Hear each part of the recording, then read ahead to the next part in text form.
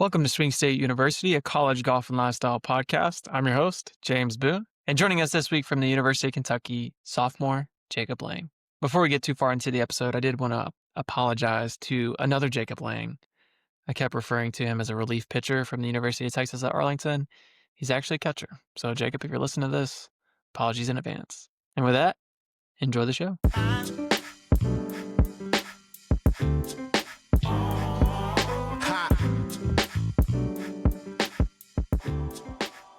If you do a Google search for Jacob Lang, the first person who will pop up is a relief pitcher for UT.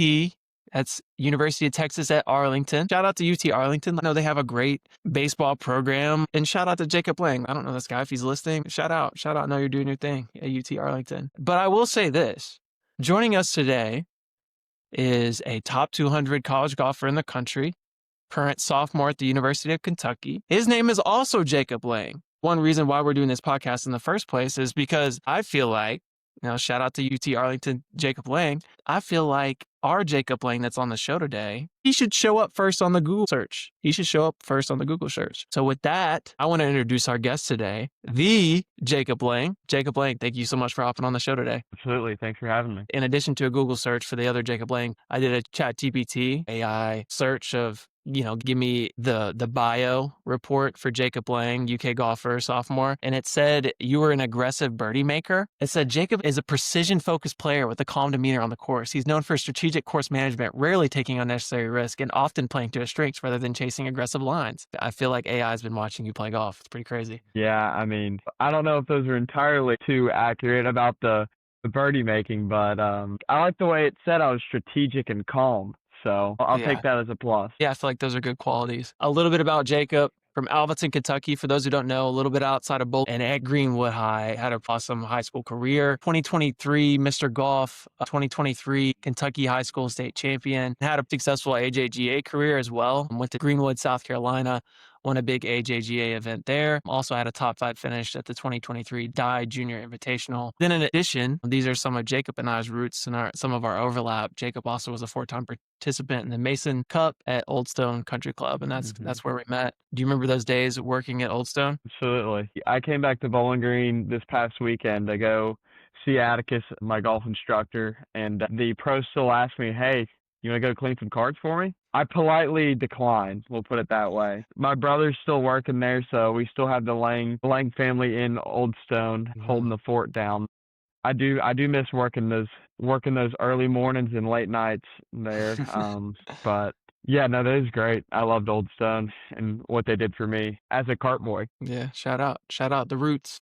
Yeah, no kid. Picking up, so from Greenwood High, obviously had an incredible run at Greenwood, represented Bowling Green at the state level and the national level, obviously. From there, Jacob goes on to sign with UK, stays in state. We just talked about this a little bit before hopping on the show, but just got done taking a business statistics test. He's a pre-management and pre-finance major at UK right now. Had a pretty awesome freshman year. He had a 73 scoring average, played in 9 tournaments for UK, finished T9 at the Mountaineer Invitational, at the West Virginia's tournament, T12 at the Watersound Invitational, and T20 at UK's home tournament, the Colin Brown Collegiate. And then was also SEC Freshman of the Week, and then SEC First Year Academic All Honor Roll, student athlete, shout out. Played a really competitive schedule this past summer, heading into the fall of his sophomore year. Played 5 tournaments, the Dogwood Invitational, North-South AM, Trans-Mississippi AM, Porter Cup, and the Monroe Invitational, and had a couple of solid finishes this summer. Heading into the fall of this year, started off well in a really stacked field at UT Knoxville's tournament, at a T15, a T26, at Cincy's tournament, T15, at Colin Brown that was shortened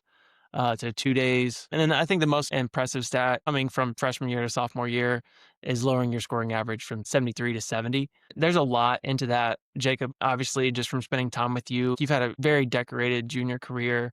You're playing on big stages. I would love to get to know a little bit about what went into making the golfer that you are, starting at an early age. We talked about, swing coach, courses that you grew up playing on, but I'd love to kind of, when did you start playing golf? What did that look like for you? Yeah, so as a kid, I would say that I honestly grew up playing every sport.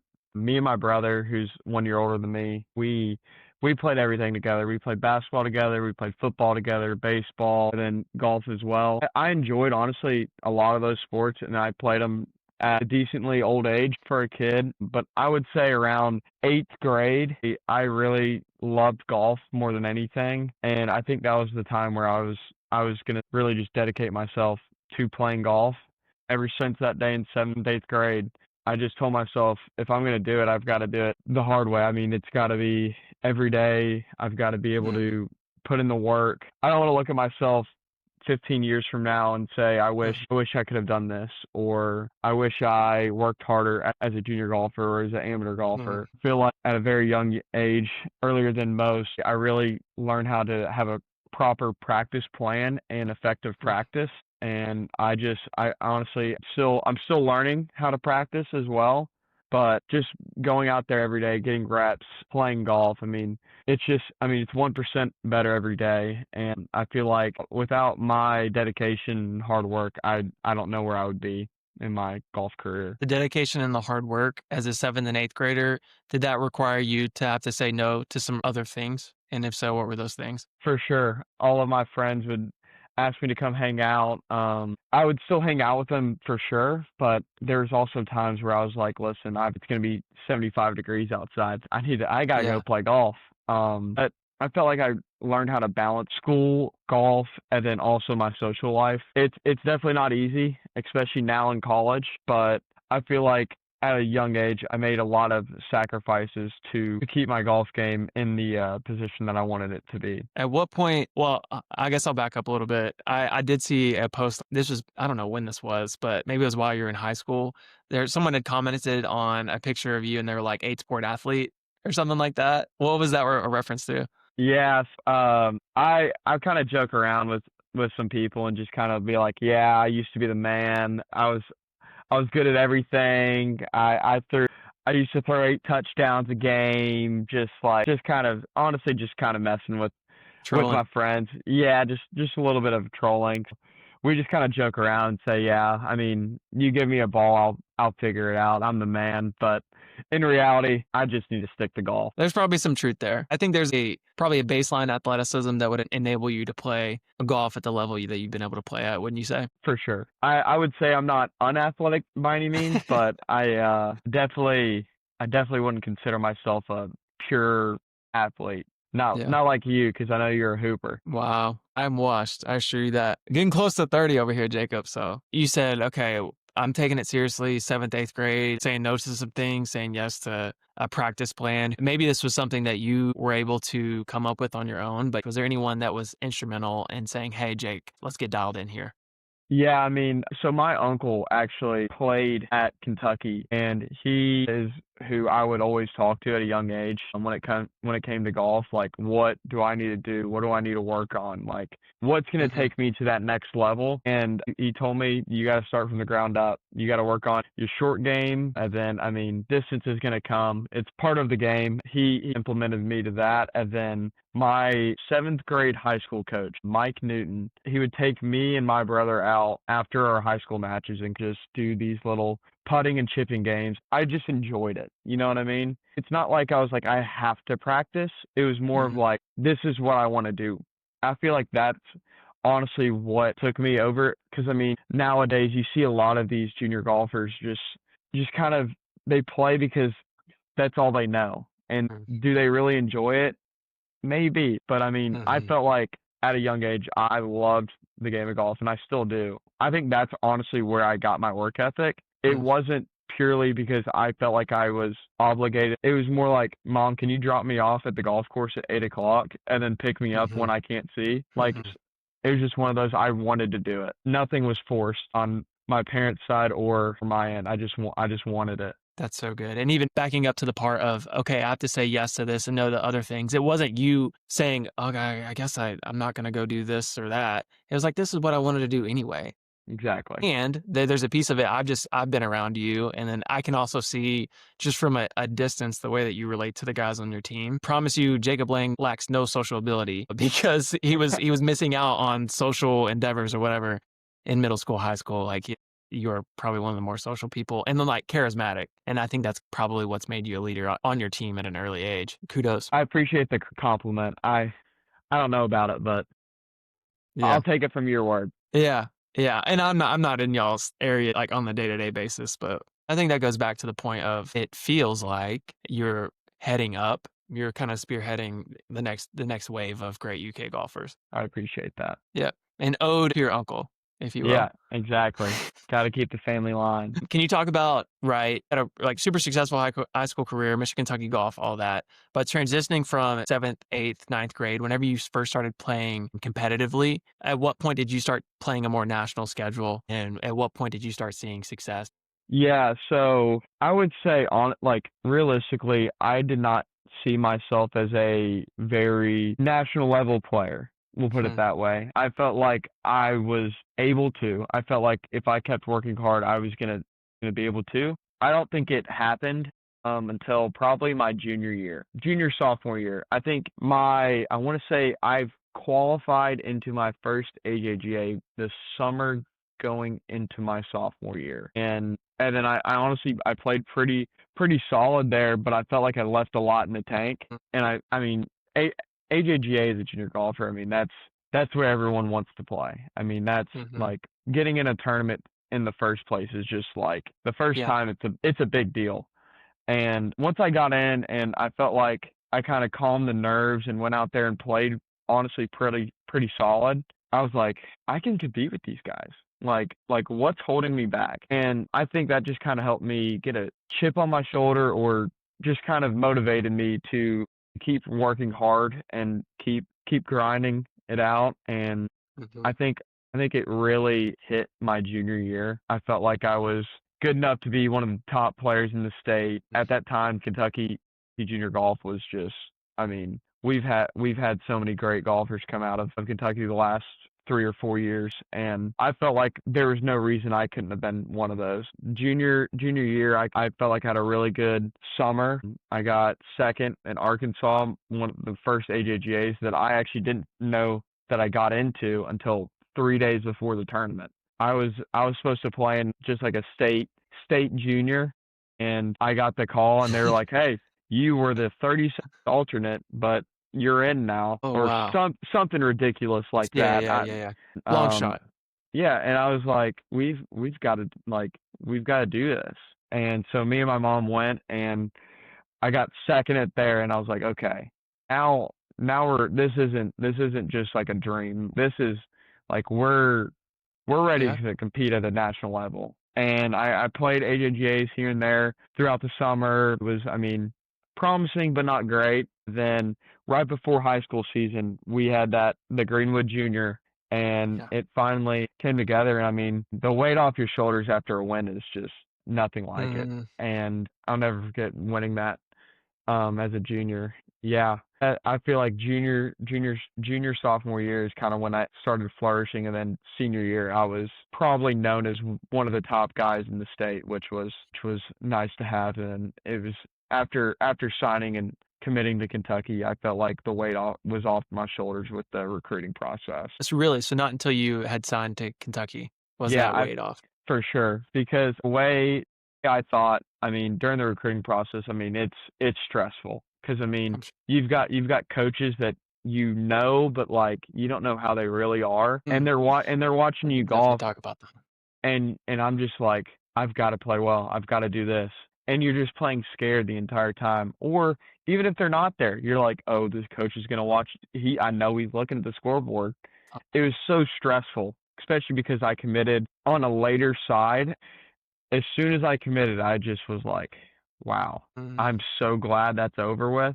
It was a great time, but at the same time, it was very, very stressful. I could totally see that, as well as internal pressure. I want to go back to the AJGA win in Greenwood. What did that do to your confidence once you won that tournament? My confidence was obviously high after that. I just won an AJGA. I mean, that's a national level tournament. I beat guys that they're not even from America. After that, I just felt like I had all this confidence, and I just felt like, when's my next tournament? I felt like it was more Hmm. hungry in a sense, more than like I'm content after winning this. Because this is right in the middle of coaches starting to be allowed to talk to me, and I felt Hmm. like I was like, I've got to find another tournament. I've got to keep going. Sure, it was a good win, and I was more than happy. But I just remember thinking to myself, like, we've got more to do.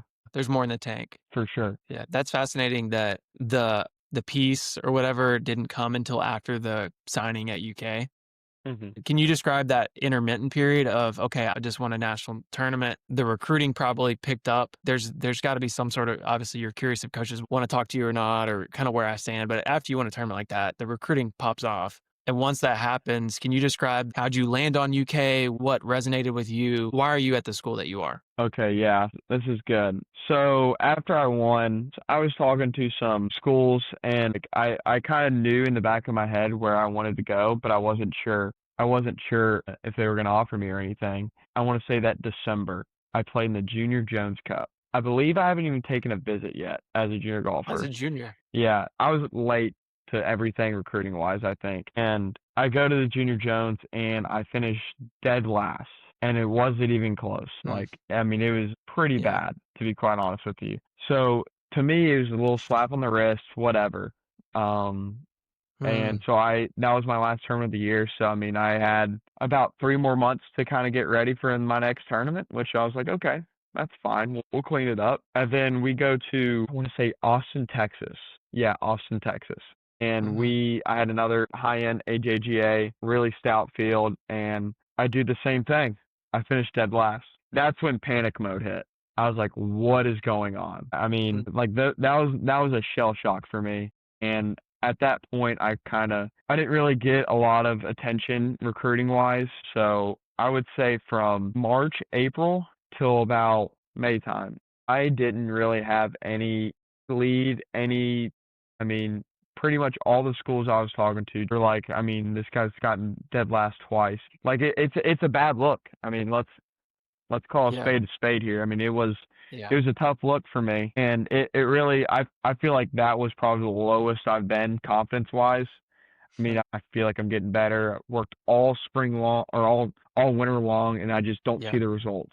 This is kind of the first time I was I was shell shocked. I really was. And I think it honestly just kind of lit a fire in me. I don't say I get angry, but I would say I get motivated, if anything. Hmm. And I think Hmm. it really motivated me that those next 2 months I grinded my butt off. I just was like, I can't live with this. Like I'm too good to be doing this. Yeah. And that's when I kind of got back on my feet. That's when I played the Die Junior and Hmm. I finished fifth. And I mean, that's a strong field. Like, only 30, 40 people get in.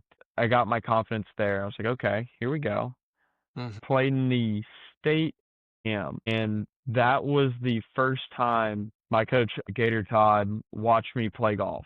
We texted Really? a little bit before because he got the job late May. He got the job before the season was done in the springtime. So he was still at Vanderbilt and they were competing for a national championship and Yeah. he got the job, I want to say in May. I remember my uncle who played at UK and he texted me that he got the job. He's like, think about this, dot, dot, Hmm. dot.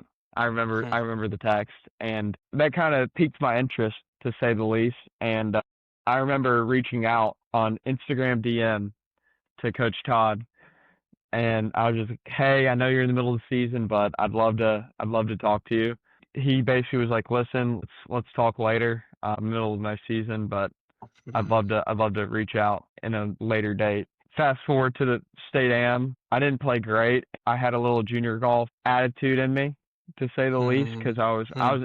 I was in contention, and then final round I kind of played Yeah. bad, got frustrated. You could visibly Yeah. see it.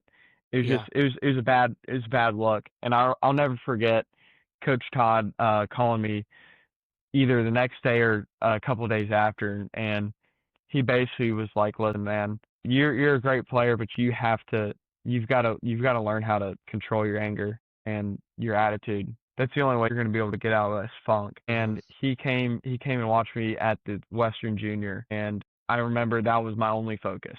He's watching. I've got to lock in, and I played well, made the cut at the Western Junior, which is probably the hardest cut to make, I think, Hmm. in junior golf. And a week goes by. I played my U.S. junior qualifier, and Sean also watched me there. And that next day, he called me and was like, "I'm gonna offer you." I'm talking to other schools at this point, but I mean, I grew up a UK fan, and Yep.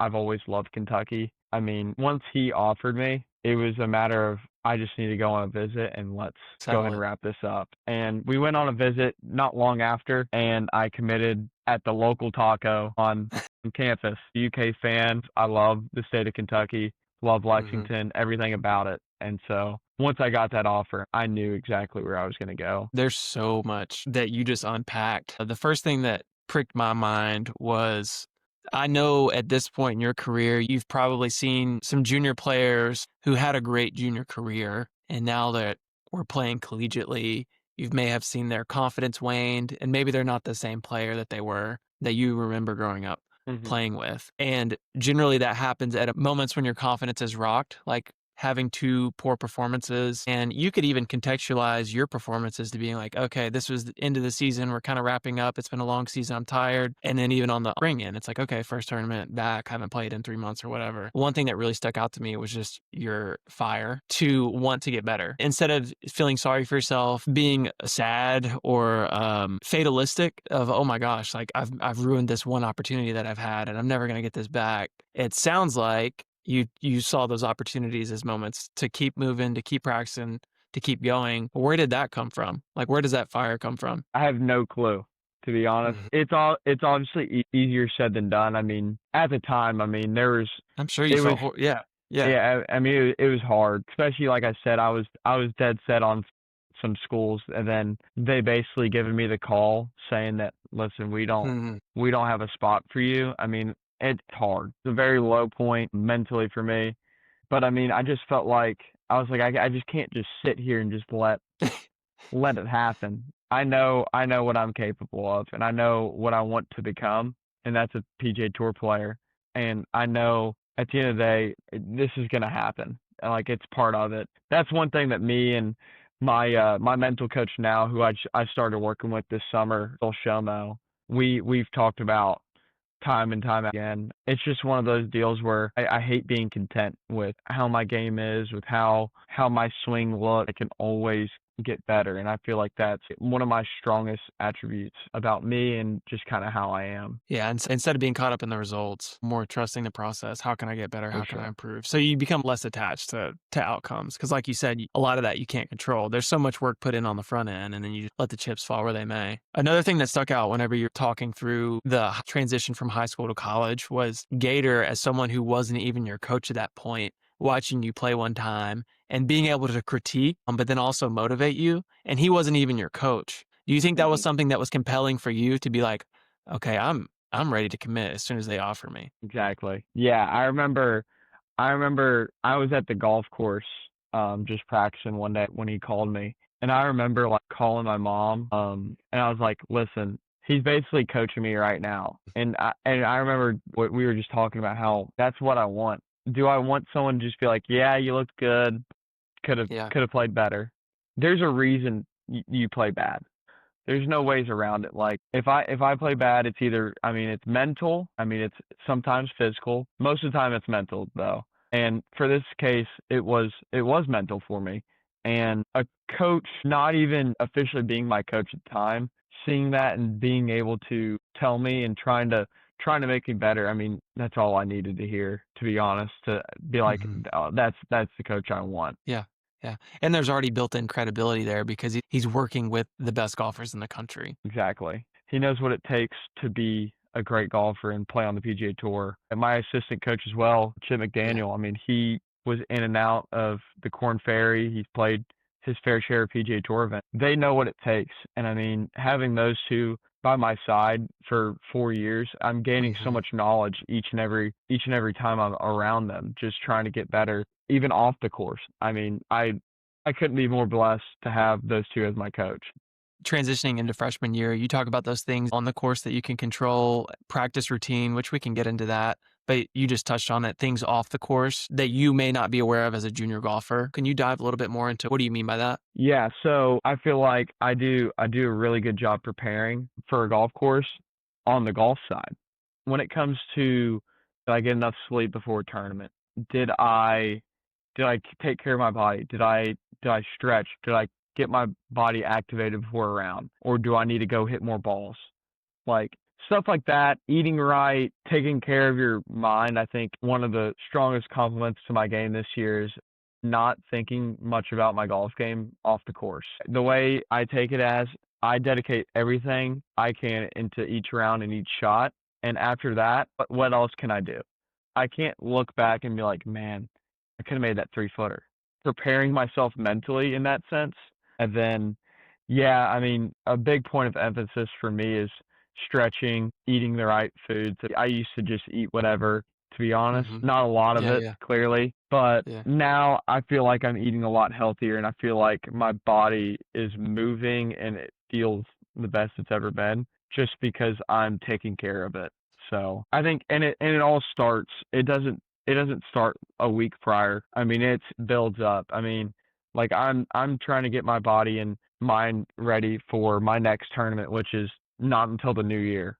It's one of those deals where you're trying to prepare and get ready every day. Whenever I think of guys on tour, we see practice routines or even warm-up routines. If you put a stopwatch on them, it's going to be the same time. It's going to be the same amount of balls. It's going to be the same activation stretches and things like that. But then also, if you go further, it's like, okay, guys are shipping the same mattress out to their hotels or wherever they're staying at the night before the tournament. Gets super, super granular, but being able to do the same thing over and over again, like you said, not just a week out, but it builds months, years, and then that's how you improve because there's a threshold. The pool that you're swimming in, the guys that you're competing against, the margins are super thin. For sure. I have a playlist about 15 songs, and I listen to those every single time before a round. I mean, we had a Zoom call with a mental coach. Basically, he was saying it goes down to little things. I mean, find a couple songs that you really like, put them in a playlist. That's what you listen to before you go to the tee. But make sure to keep it the same. Yeah, I mean, I want to say this playlist has 15 to 20 songs. It's no particular order, but it's the same songs. Like I haven't added to it. It's been the same for about a year and a half now. So obviously, the follow-up question that I was going to ask, which is no surprise, but can you give us a few of those songs that are on that playlist? yeah, so I've got Forever by Drake, Kanye, Eminem, Jay-Z. I've got that one. That's a classic. Great song. My most recent ad is The Courtesy of the Red, White, and Blue by Toby Keith. Okay. That one Yeah. just fires me up. That's all there is to it. Then yeah, I've got some Travis Scott, I've got some Drake, Headlines is in there. Some classics. It's a lot. It's some real classics. It's a lot of classics, but I mean they're classics, but they get me amped. So those are my go-to. Yeah, it's building up that habit that whenever you hear last name ever, first name greatest, like a spray nickel I end on the play with, it's just like, okay, it's time to let's go. It's time to lock in. Let's dial it in. Exactly. That's funny. How does that work whenever you're midway to later into a round, whenever you're starting to get a little bit more fatigued, whenever that, adrenaline isn't kicking? Honestly, I probably will be singing one of the songs.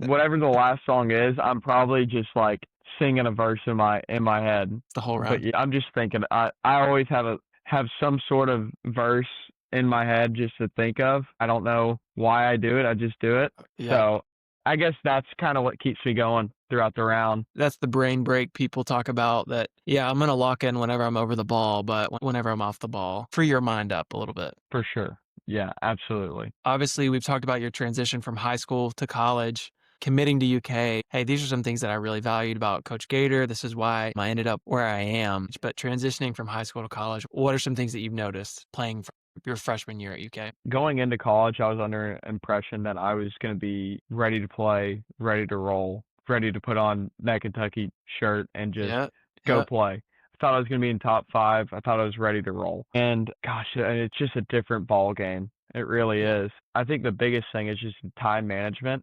I mean, you know it as much as I do. College athletes, we've got so much on our plate at all times, especially the first week and a half.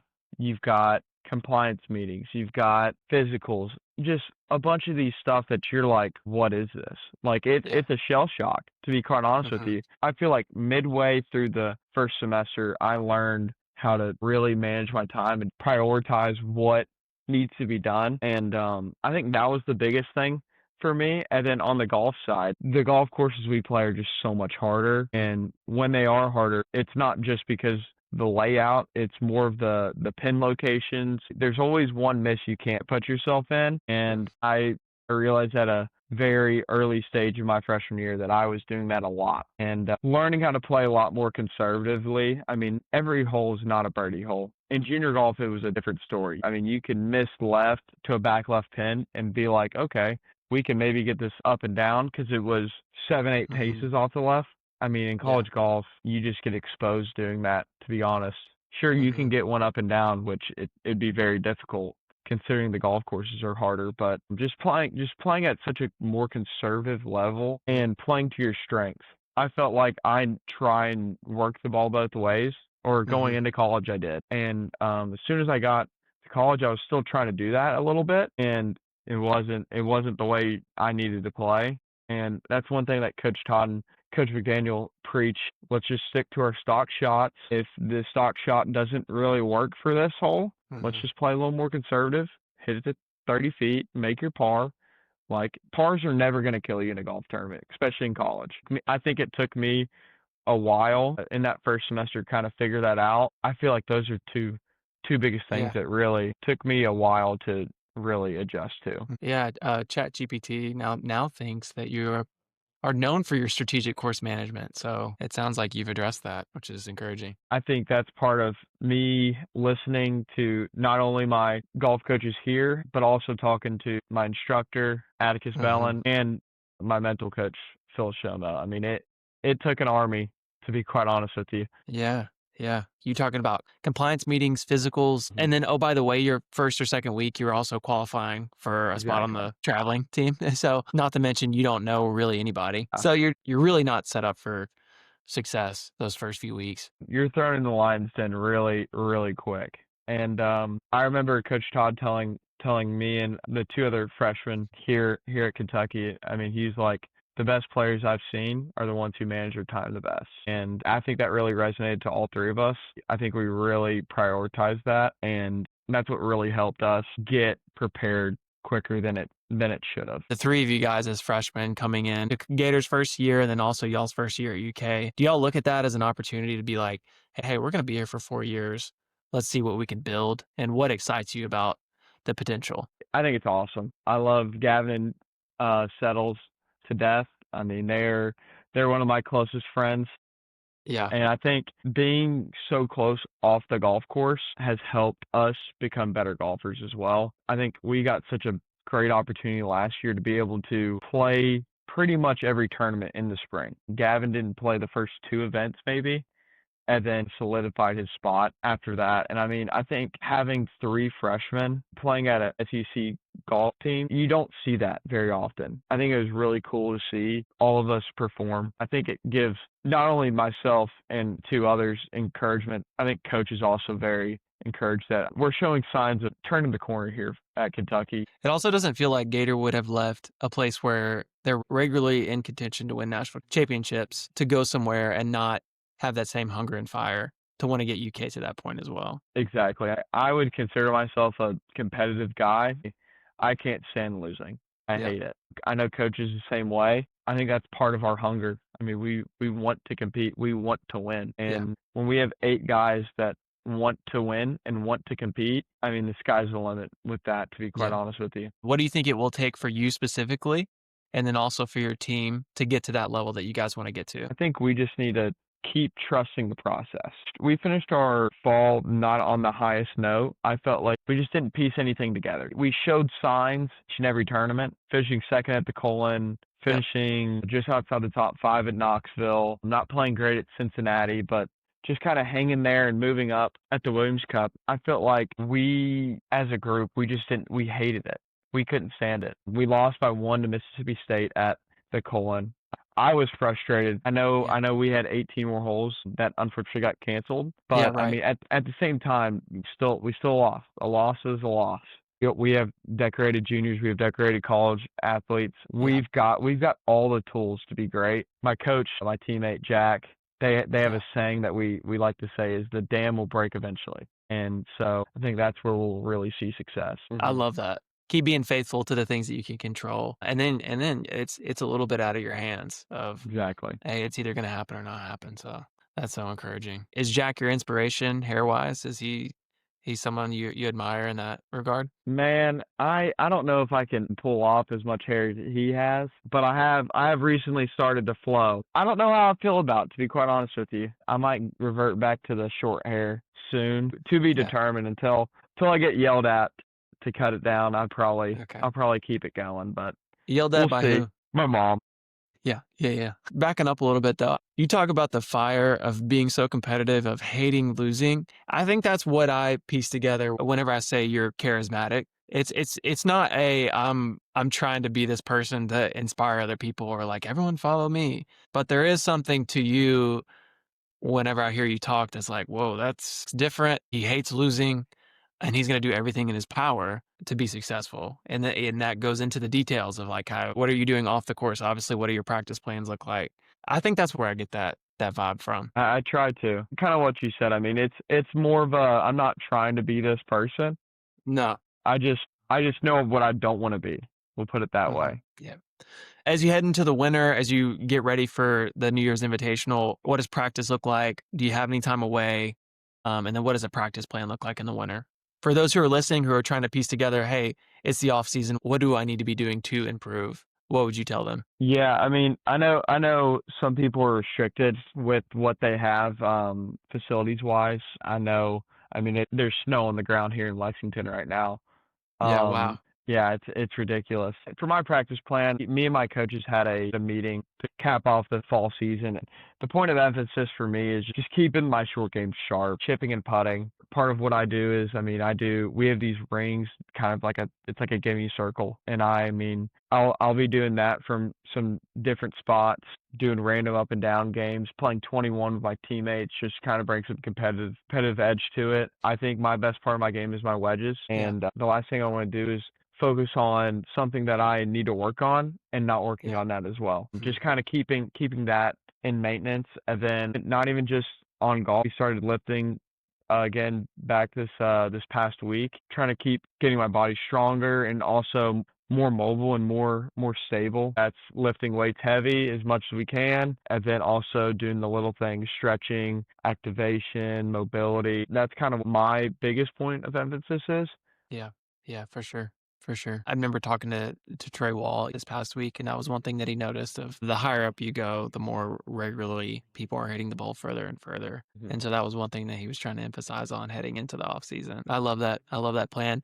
Focusing on your strengths, continuing to build of what's strong and what has made you so successful at this point. I love that. Spring season. What are some events that you're looking forward to playing in this spring? Courses that you're looking forward to playing, fields that you're looking forward to competing in? I'm really excited to go back. Water Sound, Shark's Hmm. Tooth. I had some success there last year. I always loved going down near that Destin 30A area. Going down south is always a treat for us. Always excited to play closer to home, which the Mason Rudolph is about an hour from where I'm from. So last year I had a couple family members, couple friends come out and watch me. So that's always a really cool one, and it's one of the better fields we play. But I'm excited to play our home event, the Bluegrass Collegiate. That will be super cool to host another tournament here in Lexington. And then obviously the one we always look at, I mean, SEC Championship. Sea Island's a special place. Mhm. It's beautiful. I haven't had the greatest success there in the past, and I feel like that's what I've been leading up to and what I've been preparing for ever since I got back from the SEC Championship last year. I think the best golf conference in the country, and it's not For even sure. close. Just being able to compete there, see where we can stack up, and see if we can make a run into match play and win us the SEC championship, and then regionals, and then from Yeah. there make it to the national championship. Absolutely. This is a pivot. Cole and I have never met, but we have a really good mutual friend. So my wife's little brother and Cole went to high school together in Okay, yeah. Dalton. And so just want to make sure you're taking care of Cole, taking him under your wing, being nice to Cole. Got to take care of him. Yeah, I try and take care of the freshmen. I don't know how Obviously put them in their place, you know what I'm saying? Freshmen, obviously that's part of it. I mean, that's just part of the totem pole. But Cole's great. He's hungry. He's hungry. Yeah, He always wants to get better. But yeah, I mean, I'm speaking for all the freshmen, to be honest. I think we just have such a close knit group this year. We do everything together. we're always together, and I think that's what makes this team so special. That has to be one of the coolest things about being a student at UK is the basketball. For sure. Growing up as a UK fan too, I probably get a little out of hand sometimes being a UK basketball fan, but I went to the Purdue game. That was Looked awesome. unbelievable. Yeah, it looked awesome.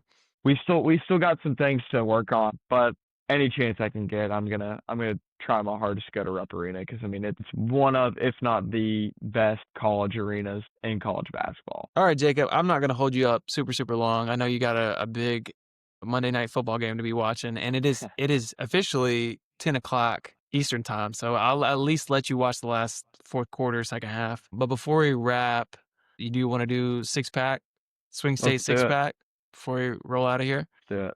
And this is unscripted. Jacob has not seen any of these questions.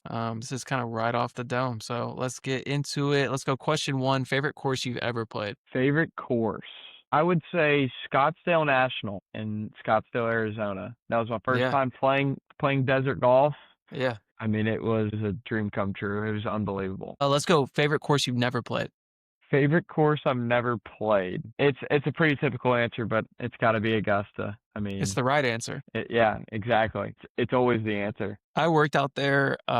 This was spring of 2022. I just took a week off from my day job and was like, I just want to be out there and work. And so I was a food runner in a members restaurant at Amen Corner. I got Really? promoted while I was there to be a barista. So like I used to work at a coffee shop, and so they were like, hey, like we need someone to like chef up coffees and stuff like that. So I would go there super early in the morning, watch like 2 hours of the tournament, make coffee for like 7-8 hours, and then I'd catch the last like 2 hours of the tournament.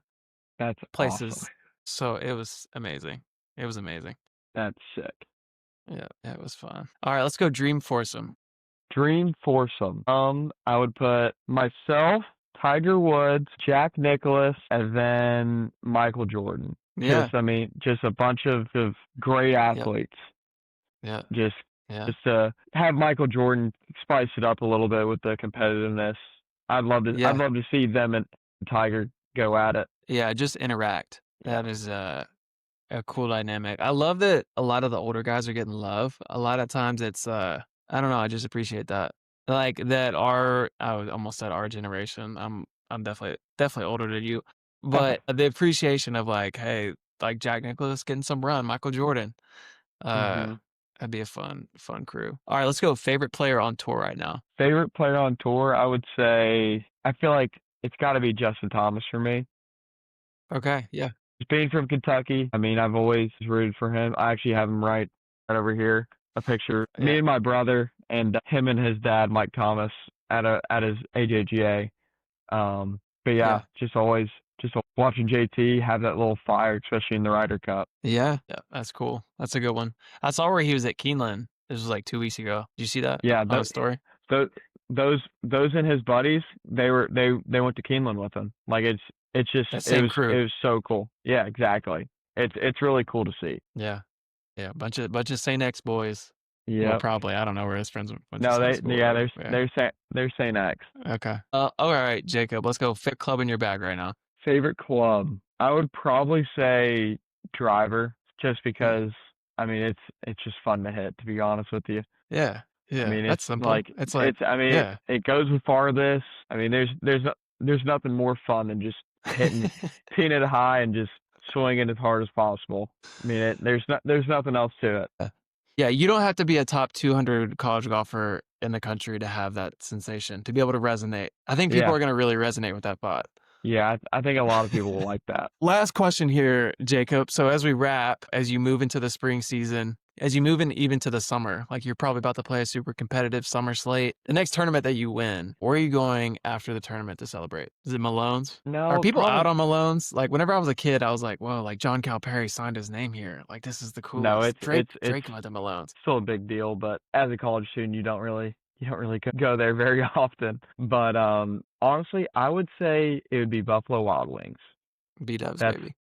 So when Cole won the Cole and Brown, we all went to B-dubs to celebrate. So got to keep the tradition alive. Yeah, that's great. That's great. Yeah, they owe that to you. Yeah. Yeah, Got to do for sure. it. Got to get a bunch of wings and just watch some basketball. Yeah, I love that. Oh, man, that's fun. I think that's all I got, bro. Thank you for taking the time. I feel like there's so many takeaways even for me hearing a little bit about your journey, and I feel like you guys are building something at UK. I feel like the guys who've come in, and I feel like the underclassmen, I feel like y'all are moving in a really cool direction, and I'm excited to see what that looks like obviously this spring. But dude, I'm so excited for you over the next 2.5 years as you continue to pursue improvement, progress, and then all that ultimate goal of playing professionally, because I see it. Thanks for having me. I haven't talked to you in a while, so it was great. It was great catching up. Yeah, I appreciate what you're trying to do here for collegiate golfers. It's a great opportunity to put some of these guys on the map. So I really appreciate you having me absolutely, for sure. for sure. All right, bro. Have a good night. Stay warm. Go Cats. You know, I don't. What football game's on tonight? I haven't even been paying attention. The Packers Eagles. Okay. Yeah, should be a good one. I need AJ Brown to give me some fantasy points though. They always have the Pat McAfee show on in the gym where I work, and I know he's like trying to figure some Yeah, stuff out. it's been a struggle as a fantasy owner of Yeah, AJ I'm Brown, sure. but I'm sure. he'll get it back All right. hopefully All tonight. right. All right. Let's go AJ Brown. Let's go Cats. Let's go Jacob Lang, the real Jacob Lang, Yeah, and the pitcher. Don't forget the pitcher. and the relief pitcher. Man, shout out our guy. Maybe he'll listen to this. All right, Yeah, Jacob. Thanks for hopping on. Appreciate you, bro. thanks for having me. Yeah.